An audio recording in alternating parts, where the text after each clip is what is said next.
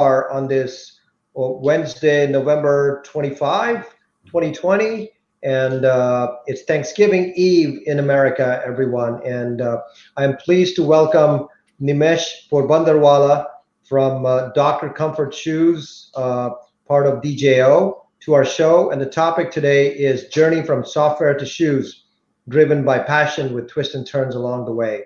Nimesh, welcome to the show. How are you doing? Thanks, Ram. Thanks, Julio. Excited to be here. Yeah, and joining me together is my colleague, and apologies for not introducing you, Tulio Siragusa from sunny Los Angeles, Orange County, California. And Nimesh comes from the beautiful city of Austin, Texas. So Nimesh, just to kick off the show here, tell us a little about yourself. What makes Nimesh tick? Yeah, so a little bit about myself. I grew up in Mumbai, India. Came to sort of the United States when I was. Well, I'm from Mumbai too, by the way. I'm Mumbai nice. Kid too. Where in Mumbai, Ram? Just real quick. I was from the suburbs in Goregaon. Okay, so I'm from Bandra, so as they call it, the bad boys of Bandra. But I grew up there. Came to do my undergrad at UT in computer science. What really makes me tick is what my topic is. It's passion, it's challenges, it's the ability to sort of, I love, and that's why I think probably I love sports. I love to play things. I love to, I play soccer. I'm into cricket. I play tennis nowadays. And it's really the drive for making a change in the world. I always tell folks at the end of the day, if I leave this world and I have $0 in my pocket, that's going to be okay. But if I leave this world without making any changes to this world, that would be a problem. So that's really what drives me around. That's great. And by the way, speaking of Bandra, I went to college in Bandra by Land's End, right by the water. So I know that area. Which one? It's called CRC, Concesio Rodriguez College of Engineering. Okay, because I lived on Bandstand. Oh, so we must have passed by your home. I bet you have. Every day for 4 years. Yep. That's great. And this is great, Nimesh. So it's all about that passion for sports and everything else, right? So I guess sports need good shoes. So tell us a little about Dr. Comfort and your mission out there. Yeah, so I'll take a little bit of a step back. So I started my career in software, and really, spent the last 8 years working before Dr. Comfort at Dell, which is a very well recognizable brand. Everyone knows about it. And then one day this opportunity of Dr. Comfort came about, and when I talked to my friends and everyone, they were like, "What, are you going to leave Dell for like Dr. Comfort? Like, who knows Dr. Comfort? And you're going to be selling shoes. And if anyone comes from the Indian family background, you would understand this even better than I would. They would say things like, you're going from like computers to like shoes. Like, are you like a shoe salesman now?" But the reason why I made this move is that when I heard the Dr. Comfort story, I realized that there are so many folks in this world that do not understand what wearing the right footwear does for you. Especially if you're a diabetic, have some kind of neuropathy, then having the right diabetic footwear, which Dr. Comfort is, and having the right orthotics or the inserts that go in this footwear is essential for not only you having a lifestyle, but for you from a living standpoint, and I'll get to that part. So just some quick stats. There are about 30 million diabetics in the United States, right? Out of those 30 million diabetics, about 10 to 12 million suffer from what's known as neuropathy, which is where your blood circulation to your foot dies off. What happens is that when neuropathy gets bad, you get what's known as diabetic foot ulcers, and diabetic foot ulcers eventually cause amputations. To give you some really crazy stats is that every 30 seconds in the world, someone's foot is getting amputated because of diabetic foot ulcers or neuropathy.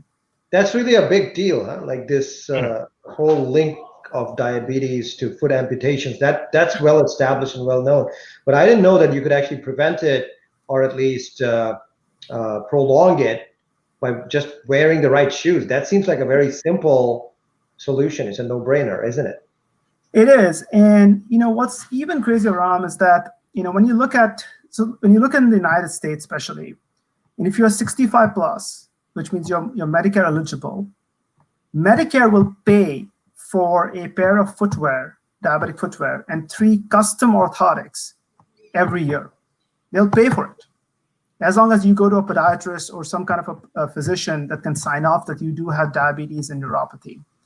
And yet, what we have found in our studies is that 30% of those folks, these are folks that are 65 plus, have Medicare, have diabetes, have some kind of neuropathy, don't know about diabetic footwear or don't wear diabetic footwear. So for members of the audience, if you're listening to this, right, this is a simple, easy solution. It's also reimbursable through your insurance or Medicare, right? So just wearing the right. Not insurance. Yeah. Unfortunately, most of insurance does not cover it, but okay. Medicare 100% does. And there are some insurance companies, especially in the Medicaid part in New Jersey and actually California, 2 places that you guys live, that would cover 1 shoes and 1 pair of orthotics, right? The other crazy thing about this is that if someone has an amputation, okay, their survivability, the number of years that they live beyond that amputation is less than 2 years. That's less than what you would have for things like leukemia, breast cancer. I mean, some of the most, notorious diseases that we have out there, the lifespan of someone getting amputated with diabetes is less than that. And so, in this whole journey we talk about today, there's nothing else you take from me, nothing else. Just take this, that if you have diabetes and neuropathy, go to your podiatrist and wear the right footwear and orthotics. And that's great. That's amazing.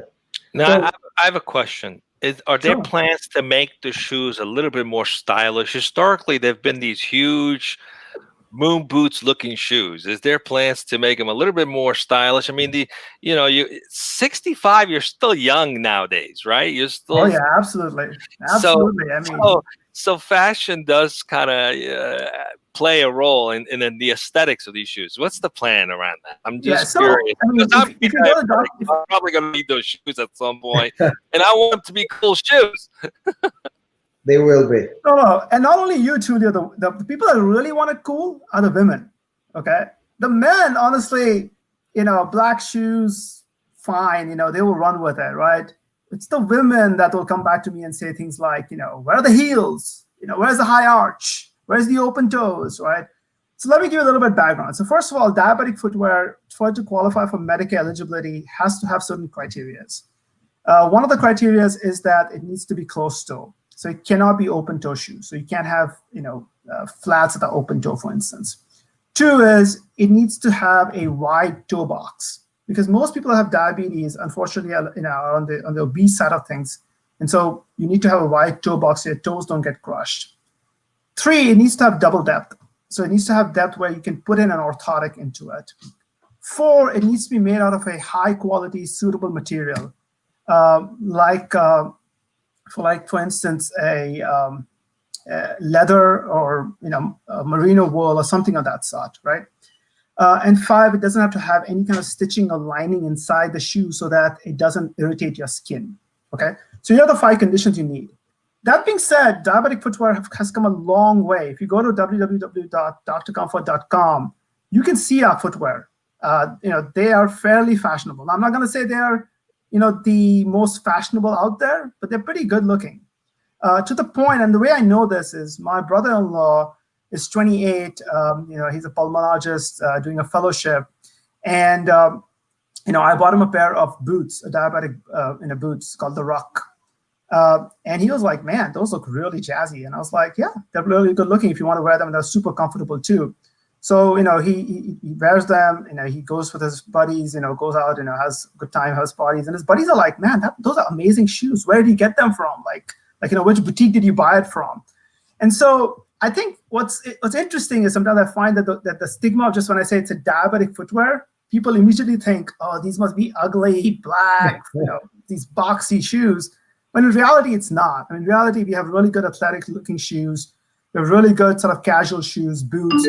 Now, do we have those, older looking Velcro shoes? Yeah, absolutely we have those because there's absolutely a big audience that wants those shoes.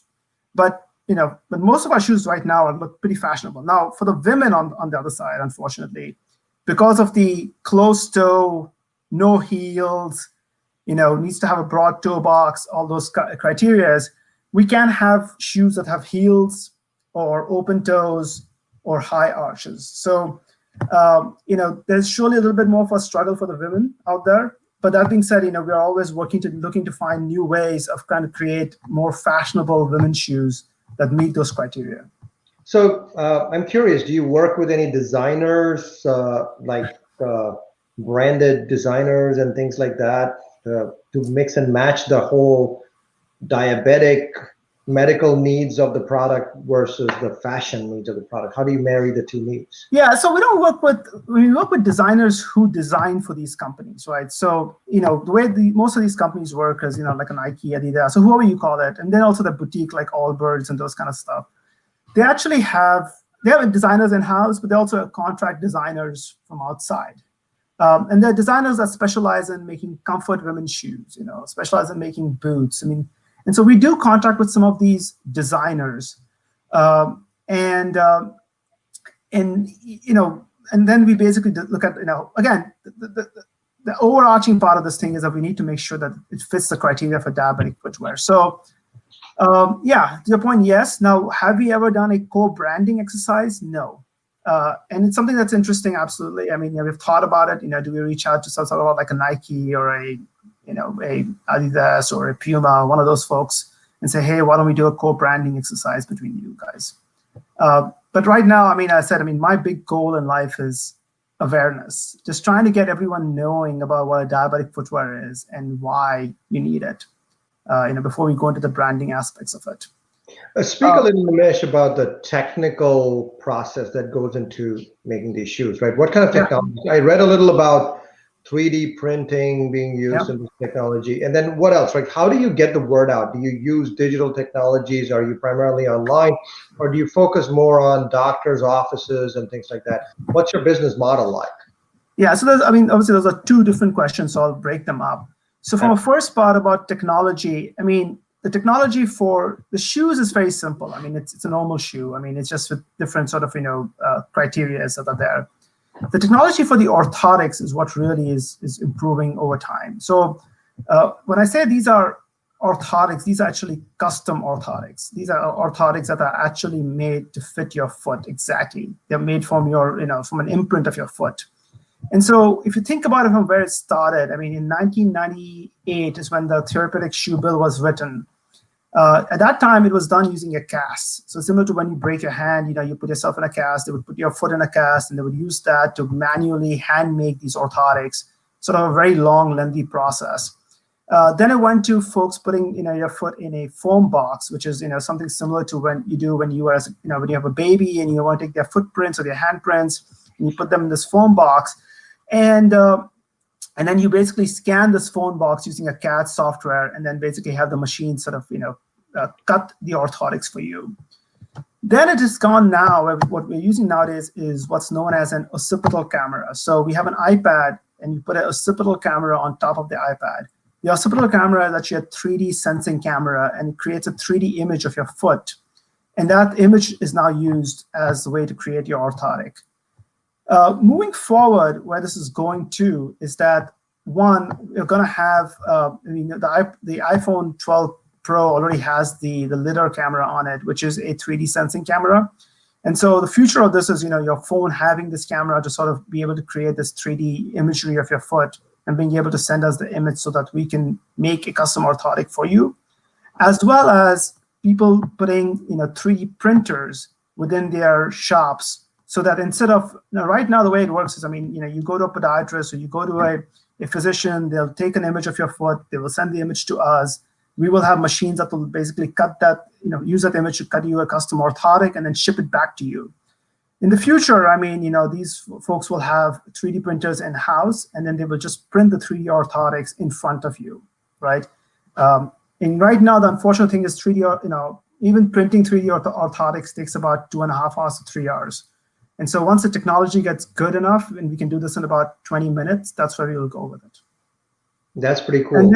And then your second question was, Ram, was technology as well as digital. Like, how do you sell, and what's the model? Yes, that's a great question. So, when I came to Dr. Comfort, the one thing we were doing a lot was we were spending all our marketing dollars reaching out to podiatrists, orthotic and prosthetic folks, reaching out to the VA, the hospital, and the distributors, and spending money with print ads and medical journals and trade shows and conferences.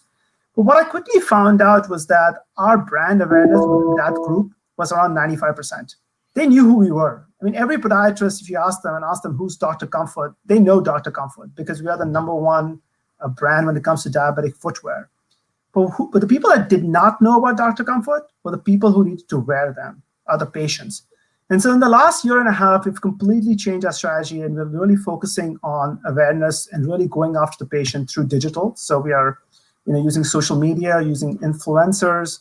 We have built up an email list. We're reaching out to what's known as diabetic educators. So these are the folks that, just like, Alcoholic Anonymous, there are these diabetic groups that meet and talk about how they take care of their diabetic needs. And it's generally led by a diabetic educator. And so we're reaching out to them and promoting it through them. We've also built up a pretty strong direct-to-consumer model. Now, this will not be Medicare reimbursable, but if you want to just go and buy on cash our shoes, you could go to our website and buy it directly from there. Can we just buy it on your website, or can we buy it on, say, Amazon or? On Amazon too, yeah. So we do sell through Amazon. We also sell through our website. It just depends where you feel more convenient from buying from. But you can easily buy it through that. And there, we're doing the standard things. We're spending a lot of money on search. And what's interesting is that initially our target audience was diabetics, and we were really targeting diabetics and really going after them. But what we have found out in this whole process is that our shoes are super comfortable. Just think about this, right? A 400-pound person who has diabetes with neuropathy is wearing our shoes and they find it super comfortable to wear it all day. That you and me as average people are also going to find it super comfortable. And so we've kind of changed our model in the last, and actually the pandemic has helped. So, we were trying to find new segments to go after. And so one of the things we looked at is the essential workers, folks that are on their feet all the time and doing it. And actually we have a promotion called the Heroes Promotion, where we're offering 60% off for anybody who is in the essential workers and helping with the pandemic, because we feel like those folks are on their feet and they need these comfortable shoes. That's pretty smart, and for a good cause too. Yeah, absolutely. I have a question. Speaking of technology, Nimesh, any potential use of sensors to study the performance of the shoes or the use of the shoes to get better about how to, for R&D purposes or other purposes, medically induced purposes, anything of that nature on the horizon as well? There's so many devices, right? You got a watch, you get pendants, but I'm curious, so much comes from, so much data could be gathered from how we walk, whether we run, what have you, that can provide input, especially for people who have morbidities like diabetes. Is there plans to do that as well? Without going into a lot of details, yes. The answer is yes. And you're right, Tulio, in the sense that, having sensors on your foot, if you think about it, right? I mean, foot therapy, which is a Chinese sort of, therapy, initially started by the Chinese. I mean, was used for so many things. Your foot can solve a lot of issues. And so having the right sensors in your shoes, in your orthotics, can help and look at things like pressure, can help look at things like how you walk, your gait, and your sweat can give you a lot on your feet. And so we are looking at all sorts of technologies that embed sensors in it, embed in the shoes and the orthotics, and in different sort of in the compression, and again, figuring out how we can best use those technologies to drive what would be early identification of diabetic foot ulcers or other foot ailments. So it's something we're absolutely looking at. And not only us, to be very honest with you, it's interesting that even Medicare is looking at those, and they are creating billing codes that people can use to bill for sensors that basically send data across.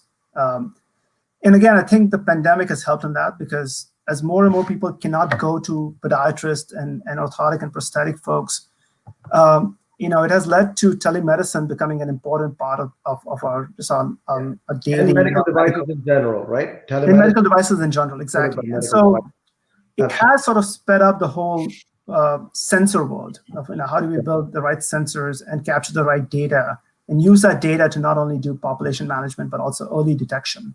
So do you have a shoe line that's coming out with sensors in them right now, or any other products, or cannot say? Yeah, I'll take the fifth on that. Yeah, I can't say much on that. Okay. But again, these are all the things that we see, and we're looking at. As you said, we are the #1 players of diabetic footwear in this industry, and it's on us to make sure that we are ahead on the technology curve too. Now, without you giving away any secrets, I'm curious about you said earlier in the beginning of the show that diabetics tend to have their nerve endings diminish in their feet. Yep. So would it help if the shoes had some kind of like built-in reflexology, someone sitting at a desk all day and it somehow just stimulates things? Is that part of the plans too? So you want a 3-foot massage with your shoes? Well, no, it's not just the foot. I'm talking about this. I wouldn't mind it. There's medical benefits to actually doing acupressure in certain points of the feet for people who maybe have a job where they're sedentary. That's not going to help with the circulation down there. Maybe there's, I don't know, with sensors every 30 minutes or something, it just tickles your feet to get up or something. I'm not sure. Yeah, so that's where we're going. Not the first part, which is we should have your innovation department and doing the massage piece. But we are where this industry is going at is basically notifying you on your Apple Watch or your certain your connected device that, hey, it's time for you to get up. It's time for you to take a walk, right? It's time for you to move your feet. It might even have sensors that for instance if you are developing diabetic foot ulcers, what really happens is that in the area where the ulcer is going to develop, it gets hotter. Heat starts building up, and looking at temperature, you can differentiate. Hey, is this going to become a diabetic foot ulcer, right? And so at that point, you could even alert the person and say, hey, go check your foot. Or because here's what happens actually with neuropathy, right? The biggest problem with neuropathy is that you don't even know you have neuropathy because you have no nerve endings die out, and so you don't know you have neuropathy. That's why if you have neuropathy, you could bleed to death and not know you're bleeding because there's no sensor telling your brain that you're breathing, you're bleeding, right? And so this could be a way for you to look at things and say, hey, go look at your foot, get it checked, or go to a podiatrist and have them check it for you, right? So not the massage part that Ram wants, but more about alerting people of the right thing to do. Is it just shoes? Are you doing other kinds of products for the hands or some other? No, our focus, Ram, is really lower extremities. So it starts off, and one thing I haven't talked about is our compression. So we are one of the few manufacturers that have a US-based FDA-approved compression facility in the United States, in Asheboro, North Carolina. And so what we are looking at is from a compression standpoint on things that we could do from a compression or diabetic sock standpoint, which can also help with blood circulation, blood flow, and those kind of things. So not to do with anything beyond the lower extremities, because our focus is really to get people on their feet and save their limbs and their lives. But that's really where we're focusing on right now. And by compression, you mean compression socks, right? Yeah, compression socks. Yes, exactly. Compression socks, okay. Which is also very much a needed thing, especially with blood circulation and blood supply, and making sure that people legs, if you've ever worn some compression socks and gone for a run versus not wearing a compression socks and gone for a run, you will see a big difference in your foot fatigue. That's good to know. So athletes might be an audience for that, right? Yes. And so for that, on that business, we are really concentrating more on sports, on weekend warriors, on folks that are, what we would have called, workers who are always flying, right? I mean, but now no one is flying. But anyways, one of them, yeah. Yeah, I used to be one of them too. But really, that's where we're going to concentrate on our compression as well as fashion compression. It's amazing how much the fashion compression industry has grown, where people don't want to wear the black, white, and nude fashion compression anymore. They want to have designs and colors and stripes and even bright colors in some cases. As they go for runs and jogs and those kind of things. That's our focus on that. So Nimesh, this is an interesting topic, and it's got my wheels spinning a little bit in terms of prevention. Is there possibility for this kind of technology to evolve to people who don't have diabetes, for example, who might be even with the right set of sensors or technology and footwear? There could be some predictive insights that can come out of that. Then perhaps they can take steps or actions to avoid losing the nerve endings on their feet. I'm not sure if there's any value in that, or is that something that's come up as a conversation piece in recent years? Technology opens up all new things, right, that were impossible before. I'm just wondering if that's a thought that's come up as well. How do we prevent the problem from happening to begin with? Is there a way to do that? So, I think the first criteria is, if you want to have, neuropathy doesn't always happen through diabetes, but yes, as I said, if you're wearing these shoes and these, and let's say we had these sensors in our shoes and we were measuring, the difference in heat or difference in pressure, there would be a way to early detect if you were going to have a diabetic foot ulcer, right? Or if you're going to have neuropathy going on. And you would get alerted on that, right? And then you could go and show yourself to a podiatrist, and they could sort of, obviously fit you with the right footwear, the orthotics, which you already had, but also, the right treatment from a standpoint of this. I want to make sure everyone understands. This is the shoes and the orthotics are one part of this. But going to your medical professional is also another part, right? It's not you can't just do one or the other. You need to do both on this front. But so you're right, Julia. This can be used and will be used in the future for early identification of diabetic foot ulcers as well as neuropathy. And also, once we gather enough data on this, you can use big data to come up with really cool analytics, which can get really predictive about when it just starts, you can get to a point where saying, hey, looking at this, you're a candidate for a neuropathy, diabetic foot ulcer, amputation. You need to take care of it right now. Right. It'll also give us data on things like which we know sort of which ethnic groups and which socioeconomic background folks are more likely to get diabetic foot ulcers. But this could completely narrow it down to your ancestry or your genetics or your background, where we can start reaching out to these folks early on through social marketing, through email marketing, or just through the diabetic educator networks, and be like, hey, you know what, your group has a higher propensity to get neuropathy and DFU, and so we need to take care of it. It's all about the education and awareness, and the right format is. You're right. I think going digital is the right way. So we're coming up on time. So we have a couple of more minutes left. So Nimesh, I just want to switch gears, since I know that you're from Austin, Texas, one of my favorite cities in America, right? So yeah, go Longhorns. Just tell us a little about life in Austin. I've always been envious of people building, homes and lives in Austin. It's just one of those cities. Austin is, it's a great city. Obviously, it's been named the #1 city to live in for the last 3 years, I think, in a row, which has its pluses and minuses. For the longest time, Austin was the best kept secret. No one knew about it because it was in Texas. It was in the middle of Texas. People thought it's this, conservative, state, couldn't be a fun town. And when I used to travel in the 2000s, people used to joke and tell me, that there are hay bales rolling around in Austin. Unfortunately, in the last 10 years, Austin has got a good reputation, and people are coming here in throngs. And big companies are moving. Headquarters here. Apple is building the second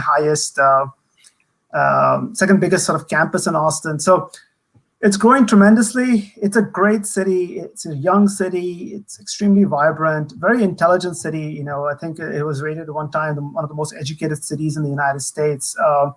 And because it has the University of Texas, which is 50,000 students, it's a great place for recruiting, great talent. So, I've loved Austin, lived here for now 22 years, and don't plan on leaving. That's great. And the live music capital of the world. Completely forgot about that. Yes, absolutely. Southwest, right? So South by Southwest, yes. Austin City Limits, the Grand Prix, if you're into that. So yeah, this is what happens in a pandemic. When you stop going out, you forget there's music. Yeah. Music out there. And for the I've cost, enjoyed all my trips to Austin. for the cost of a studio in California, you can get a mansion on Lake Travis. And that's the problem, Julio. All the Californians are moving here. Like in my cul-de-sac, the last 5 houses have been all bought by Californians. All have paid down direct cash, because for what they would pay, in Austin for a pretty good house, they probably couldn't afford anything in San Francisco. No, nothing. You'd have to work hard to spend the money you would cost for. There goes the neighborhood, as they say it, right? On that note, for Californians, Austin sucks. It's a terrible city. Please don't come. The people are not friendly at all over there. Yeah. We'll have to be neighbors with Nimesh. On that note, Nimesh, thank you again for a wonderful, wonderful session, and it was very educative. And as we're all getting up there in age, it's important to have this awareness that a simple measure like wearing the right shoes and the right socks would help elongate quality of living and also your life in general. So for the audience, we wish you a wonderful and happy Thanksgiving, and Nimesh, happy Thanksgiving to you and your family too. Signing off here, this is Ram Ganesan from DojoLIVE, sponsored by Ancora. I'm joined by my colleague Tulio Siragusa from sunny Los Angeles. Thank you, everyone, and have a great rest of the week. Thank you, everyone. Happy Thanksgiving and hook 'em.